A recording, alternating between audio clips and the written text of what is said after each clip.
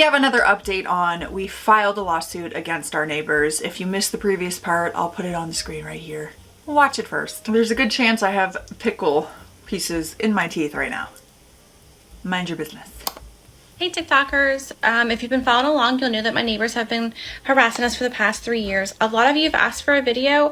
I don't have a video to provide, but I do have something I want you to listen to. I can't provide the video because I'm going to protect her identity, of course, but check it out. Now remember, she called the police on me because of my TikTok. Because our neighbors has dedicated a whole TikTok page trashing us. So we're taking this evidence to court. Got the whole, so they found out who she was. And defamation of her. They found out who she was based on what she was posting. And I'm like, okay, that's scary. So we're bringing this to the office, the lawyer tomorrow. But it's all on me. She hates me to death because I've just told her to stay off our property. Oh my God, she has lied on there. So that's why we're going to the lawyer, because she has multiple lies. She hates me because I told her to stay off our property. Let's not pretend that's the full story. She said we were in violation of the fence we put up right there. She called the parish, she called Fish and Wildlife, she called the Department Environmental Quality. And they were like, they're not in violation of anything. But she posted that we were. And she got over a million views. And they're saying how awful people we are. She's putting a target on her head, so that's why we're seeing the lawyer tomorrow. But please come in. But the real reason she called this time was because of new trespassing, or a trespassing charge that she's trying to put on my son. I feel like I've done something wrong by reacting to these videos on my YouTube. I'm gonna have a lawsuit on my hands. Please come in.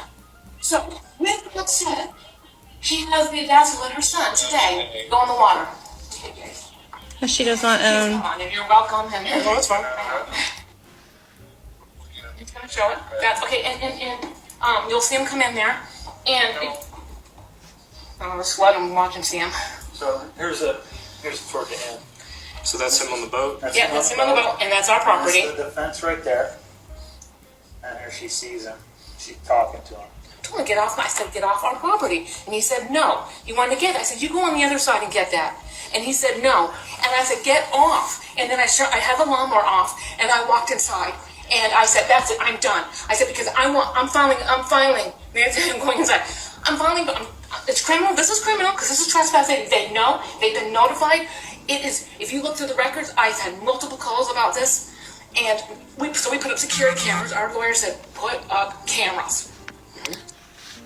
And here's the police officer trying to talk some sense into her. He knows that.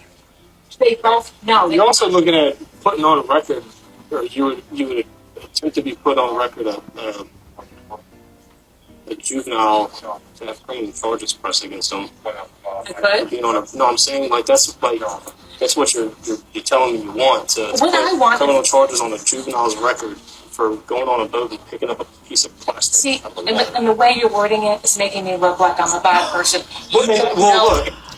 He just worded it the way it's really happening. Ma'am, I promise you, he's not making you look like a bad person. It's you. What I will never understand is even a kid getting in his boat and going to pick up a piece of plastic on your water. How does that affect you in any kind of negative way? I'm not understanding how that could cause so much turmoil in your heart and soul. I don't get it.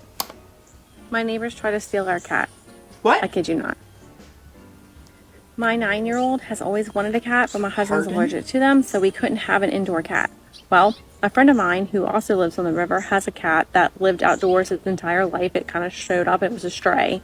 Called me and said, hey, do you know anyone who would want this cat? I have several strays that have come up on my property. This particular one is awesome, super friendly, and just wanted to know if anybody wanted him. I was like, yes, we would love that cat. It would be perfect. He already lives outdoors. He's lived outdoors his entire life on the river. Perfect. Yes, we'll take him. Oh God, now you're gonna have to worry about your cat going on her property. Oh, here we go. We bring him home. Everything's going great. And then all of a sudden I notice he's not at our back door as he usually is when we come out to be fed. And he isn't there to greet us when we come home. Then one day I see him coming from our neighbor's home. And I was like, well, maybe he was just wandering around, whatnot. So I started to pay attention to where he was going. and noticed that she was bringing him in the house. I'm like, wait a minute. She's bringing our cat inside of our house? So later I found out not only was she feeding the cat, but she was bringing him inside.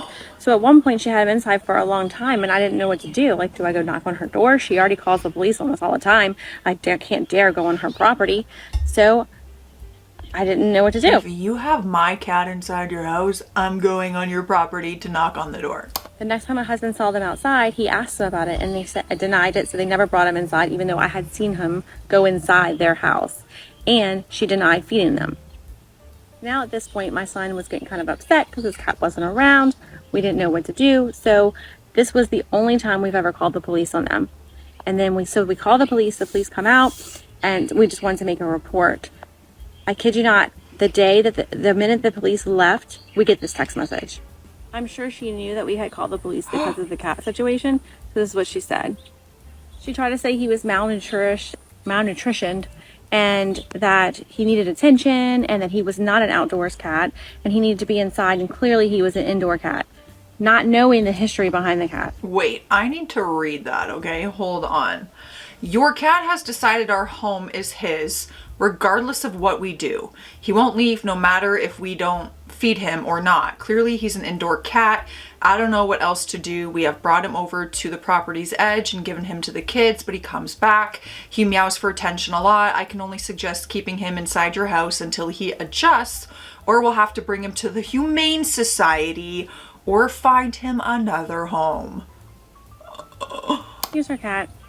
And at one point we weighed him. He weighed around 14 pounds, I think, at the time. So he's clearly not malnutritioned. Of course, she threatens to bring him to Humane Society. Here you can see we said, please don't bring our son's cat to Humane Society. We're feeding him. Unreal. We're taking good care of him. Please, just you stop feeding him and bringing him in your home. This lady will do whatever she can to try to mess with us. Not even cats are safe, okay? That's how bad this story is. We received a response this week, and wasn't surprised to see they denied most of what we're claiming. With the exception of two things. They did admit to coming over here to talk to us about our boys swimming in what they believe to be their water, as well as they call in the police department on us regarding that matter. They also go on to say that the reason they had to put their water fence up is because of us, our boys cutting tree limbs off of jointly owned trees in the water, and our boat must have been going into what they believe to their water, so they wanted to have a better way to dictate where those property lines were within the water. Side note, those trees are not jointly owned, but also they go on to say that we were quiet for about 7 months, and on or around May 13th, 2023, we began misbehaving again and playing loud music and trespassing and causing excessive wakes. In addition to their response, they also sent a separate letter regarding the waterway behind our home. They're still claiming that the water is theirs, and that it was conveyed to them when they purchased their home, that they have full ownership. And they say that the slough is not connected to the river or any of its tributaries or branches by any body of water that would even allow a shallow draft, small motorized flatboat, or to traverse or navigate through. Instead, the only wet link between the slough and any stream, creek, river, or similar body of water is a vegetation-dense swamp. The slough is not affected by, nor does it have a flow of water through it. The slough is stagnant and lacks any semblance of a current or flow. It is completely cut off from any navigable water, except if one puts on waders or rubber boots and walks through the aforementioned shallow, dense swamp. The letter also goes on to say that they want us to have a copy of it so that we knew that we, our guest invitees, and all similar situated persons. I mean, every officer that has been out there has said to her, you cannot own the water. But she still claims in legal documents that she owns the water. I just don't understand how they can still believe that the water is theirs, even after the judge mentioned that they don't own the water and we don't own the water. It is most certainly connected to a main navigable waterway. It is most certainly a tributary of the main river. We are able to get out with a regular large flat boat most of the year. Right now, currently, it is at a dead low. No, we cannot currently get out. But when that river gauge comes back up, we will be able to get back out. I really think that they're just not from here and maybe don't understand how the waterways work on the river around this area, but it's been explained to them many times and they just can't seem to understand. I mean, they have an attorney. How is their attorney not being like, so hey guys, yeah, I did the research and it's true. Like the police officer and the judge said, yeah, you don't own the water. How are we even still talking about it? Hey guys, a lot of you have asked for an update on the water fence. If you haven't been following along, go back and watch my videos where I talk about how my neighbors put this fence in the water. Ooh, I've been waiting for this one. Been waiting for the update on this stupid fence. We've talked to HOA who said that there isn't anything in the covenants that specifies anything to do with fencing in the water. I guess we are a neighborhood of 300 homes. There's only a few homes that have houses on the water or that have waterfront properties. So I guess they didn't feel the need at the time to put anything on the covenants that specifies anything. So they've basically said there's no way, that there's nothing I can do. I also spoke to wildlife and fishery agents who said that because this is a tributary of the river, that they do not patrol this area and it would not be anything that a violation for them. So, but they also said that she does not own the water and that our boys as well as ourselves have access to fish and boat in the water all we want. We just cannot anchor or get off on her land or... Great, so just add another tally to the list of people who have confirmed that she does not own the water. We have some things in the works. Unfortunately, I cannot disclose it at this time, just because, as we all know, the neighbors watch my TikToks and we don't need any problems before we can get things rocking and rolling. If all else fails, then we would have to sue for civilly and take her to court for the fence itself, which we would prepare to do that as well. So it just depends on kind of where we are and what we find out from the other avenues we're trying to take. I just love that your neighbor is sitting there watching all of these videos that we're watching right now. Like they're seeing your reaction to everything and your next step and everything. Do you guys see it? Do you see it? I see it. They filed a lawsuit against us and then we filed against them. This behind me is the water fence that they put up. That is the very dangerous water fence, the one that has the two cables running across it that they put up solely to block us from being able to utilize the river. Yeah, that one. Do you notice anything different? Yeah, you do. Or how about this guy? Or this guy? Wait. Oh no. There's more. Or these guys. Oh, they're and remember, everywhere. We were trying to negotiate outside of court per their request. So I guess this is their form of negotiating, pointing no trespassing signs directly at our home and making the water fence an even more of an eyesore for our residential neighborhood. Or is this just a new way of harassment? They're not getting what they want. The police aren't arresting my 13-year-old. The judge isn't allowing them to put a restraining order against us for just living our life. So they're just sitting back, what can we do next? But once again, they're not hurting me. They are devaluing the property. They are in a residential area where other people have to look at this, although it is 1 inch off of our property line. These were actually installed on September 1st. I'm just getting around to updating things. I mean, it's an eyesore for them too. You all have this beautiful property on the waterfront. Like, do you really want a fence and then no trespassing signs outlining your entire space? She does, clearly. Everyone grab your beverage. Honestly, I'm not even gonna tell you to drink water. It can be whatever your heart desires at this moment, but I will encourage it, always. Cheers. Hope you're having a good day. Hey TikTokers, I wanted to give you an update on the water fence. Another one. If you've been following my page, you'll know that my neighbors have been harassing my family for the past 3 years. They filed a lawsuit against us and then we finally countersued against them. Several months ago, they erected this, what we call the water fence behind me here. It's basically just metal or aluminum poles with 2 dangerous cables running across. It's very much of an eyesore in the neighborhood, and they did it solely to block us from utilizing the river, as well as stopping my boys from fishing. When they first erected it, I contacted the HOA, who said because there was nothing in the covenants stating anything about a water fence in the covenants, that there was nothing they could do. I was told to reach out to our parish, which is also better known as a county to you guys, and I did. I first reached out to code enforcement, who said because it's in the water, I would need to contact the water department. Contacted the water department, who told me that it wasn't a violation to them because it did not restrict the flow of the water. They told me to reach out to the wildlife and fishery, which I did. Wildlife and fishery said they do not patrol this area, so it wouldn't interfere with them patrolling the area, and there was no violation to them. I then contacted code enforcement again, and also the parish councilman. Parish councilman had 5 parish officials come out to look at the fence. Every person who has stepped foot on my property and looked at the fence has said, oh, no way this fence is going to fly. This is a violation. Okay. However, whenever I try to reach out to them, either they do not follow up with me or I cannot get a hold of them, or they tell me that it wasn't a violation to their department and to reach out to another department. So basically, I've gotten the runaround a good bit. Now that the water is at a dead low, the fence is indeed higher than 6 feet, and that's against code enforcement. So I called code enforcement, who came out and said, yes, it is higher than 6 feet. It is 7 feet plus, and that is a violation. I also brought up the cables and how they're very, very dangerous, and they're in a residential neighborhood, and they agreed that wire isn't allowed in a residential area. So after trying once again to follow up with them, I was told now that this is not considered a fence. What? And that they have deemed it no violation. And here I was getting all excited that we were onto something here. So with that said, this is the update.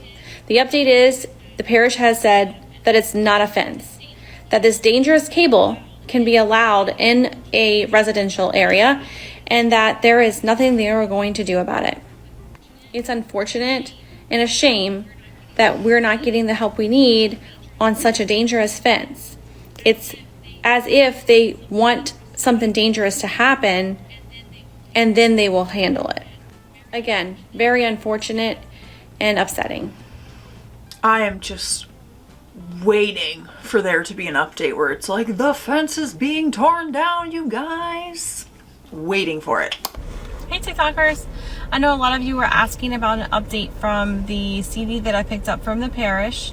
Just a little clarification on what a parish is. It's basically the same thing as a county. A lot of you asked about that. So if you were going to report someone to code enforcement and or say start a new project and you needed to go to planning and development, we go to our parish, you guys would go to a county. But like I said in my previous video, if you didn't know, any and all email and correspondence with your county and or parish is public knowledge. And you as a citizen can request those things, your address, anything regarding your address or anyone else's address for that matter. Anyhow, so I had requested this months ago. I requested any and all email correspondence before we even went to court with our neighbors, just out of, wanting to collect things that I needed. And I knew it was going to take some time. I requested 3 years. So it was a lot of information that the years that I lived in the house. I'm still actually kind of going through some of the emails and, correspondence, but I will say this, that a lot of it's just normal, permits that were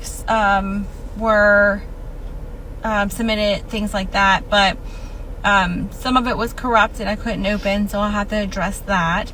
And then I personally sent a few emails, 2 to 3 emails, all regarding the fence. And my 2 to 3 emails were sent between 10 different departments. So wow. Every department that I requested information from, they sent me my emails. And so basically I picked up a document or a CD full of my emails. And a bunch of other BS stuff. So really, out of all those documents, there really wasn't a whole lot. That's such a bummer. I was really hoping for some positive news. What I do want to hear about is the previous owners, and if they had to deal with the same stuff with this lady that you're dealing with. That's what I want to know. Like, did they just never use the water? Now, we didn't countersue until after the neighbors had filed a restraining order against us. The restraining order had an involuntary dismissal due to lack of evidence, and then we countersued and requested discovery. That's when the neighbor's attorney came to our attorney and asked if we would be willing to settle outside of court. Now, I did a video on this previously, but basically they came to us with some ridiculous request. we said, nope, we're not willing to do those things, and we will just go to court. We went back and forth a little bit more, basically the same thing, and more ridiculous requests and more ridiculous responses. So finally we said, look, if you're willing to drop your lawsuit, we'll be willing to drop our lawsuit. No conditions. No conditions. We really didn't think they were going to agree to that because they had been so ridiculous with their request at this point. There was no way they were going to agree to just dropping it with no conditions, but to our surprise, they did. So as of September 13th, the case has been dismissed without prejudice. Prejudice. I hope I'm saying that right. We What does celebrate. that mean? That basically means that any and all evidence that we had, the many of police calls and the harassment, can still be used if we choose to reopen the case. If we would have filed with prejudice, then we wouldn't have been able to use all those police calls. It would be as if it never happened. Now, while this does seem like it's in our favor, it is not the most ideal, and here's why. Because in my opinion, I feel like the neighbors have agreed to this so that they can come back later and collect more evidence 100%. that we're not doing. And so it feels like the lawsuit's almost hanging over our head or on pause, in my opinion. Now, of course, it works both ways. If they continue their harassment or continue the police calls, then we can reopen the case ourselves as well. But again, that's money and time. Either way, for now, this is what's best for our family, is to take a step back and hope that it gets better. And if it doesn't, then we just reopen the case. I have a feeling that that's exactly what's going to happen. There's going to be more police calls, more evidence, and I don't think this lawsuit is over by any means. And as of yesterday, Saturday, October 14th, 2023, the neighbors were issued a certified letter stating they had to have removed the fence Shut up. by December 1st Shut of up. 2023.